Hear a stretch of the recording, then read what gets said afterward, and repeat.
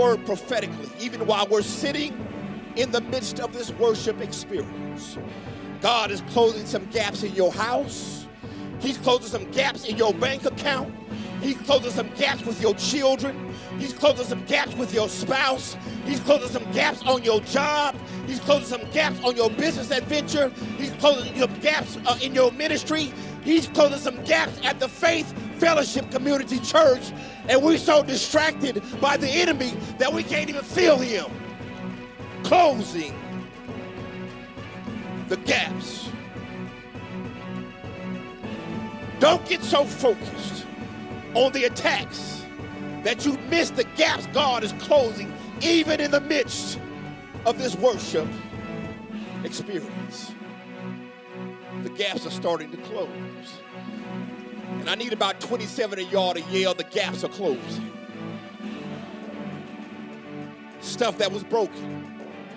Stuff that was separated. Stuff that was out of order. Stuff that was mixed up. Stuff that had lost its place. God is saying, while you're standing on the wall, while you're walking in your purpose, I'm starting to close some gaps. Tell your neighbor to stand still because the cement is still wet. Because if you move too fast, if you move too quick, a brick might fall out of place. Do I have a witness here? I'm so sick of folk who base your life on where it is right now. When you're a person of faith, you don't look at where your life is right now. You look at where it's going to be.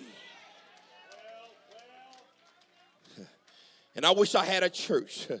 I wish I had some sanctified believers who can feel down in your belly that God is blessing you right now, that God is closing your gaps right now. I don't care what it looks like right now. God is blessing you because you're standing on the wall. When the gap started closing, the Bible shares with us that when they plotted how to stir up trouble against them, I mean us. Do I have a witness here?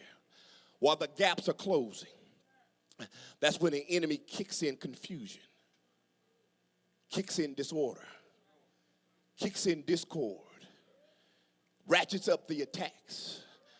And you have to understand now that the enemy never wants you to marvel at your progress. He always wants you to focus on the negative while ignoring the positive.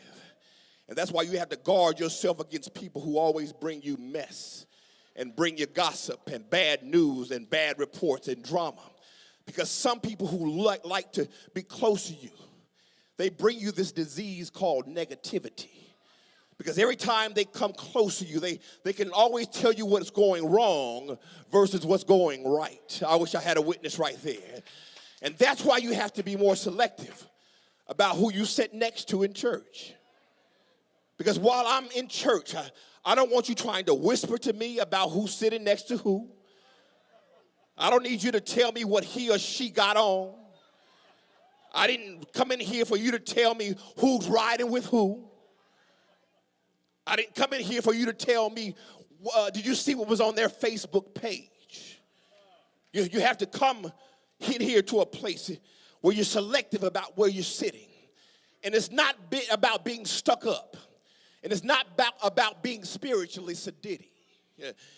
You're just determined that when you come into the house of worship for the ultimate worship experience, I don't have time for confusion. I don't have time for foolishness. I don't have time for mess. But if you ain't praying for me, don't strike up a conversation. If you ain't trying to edify me, don't try to strike up a conversation. Because I don't need a mint. I don't need no gum. I don't need a fan. I don't need you to bring me a program. I don't need you to pass me a note. I don't need you to talk to me unless you want to tell me you see angels walking around the building. Don't talk to me unless you want to tell me I'm next in line for a miracle. Don't talk to me unless you want to tell me the best is yet to come.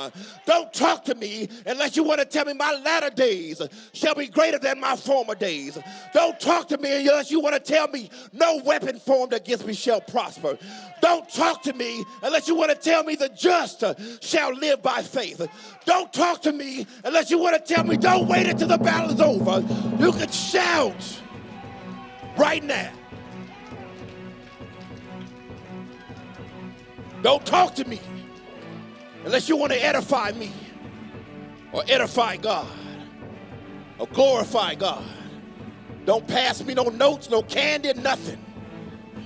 I've been going through too much and coming here for foolishness outside of godly conversation. Bringing up mess from outside, that's nothing but a spirit of the enemy. An attack or trick of the enemy. The spirit of confusion is coming. Verse 10 says, then Judah said, the strength of the laborers is failing because there's too much trash around the wall. I wish I had time to deal with that right there, but I can't. But certainly by now you know that Judah means praise.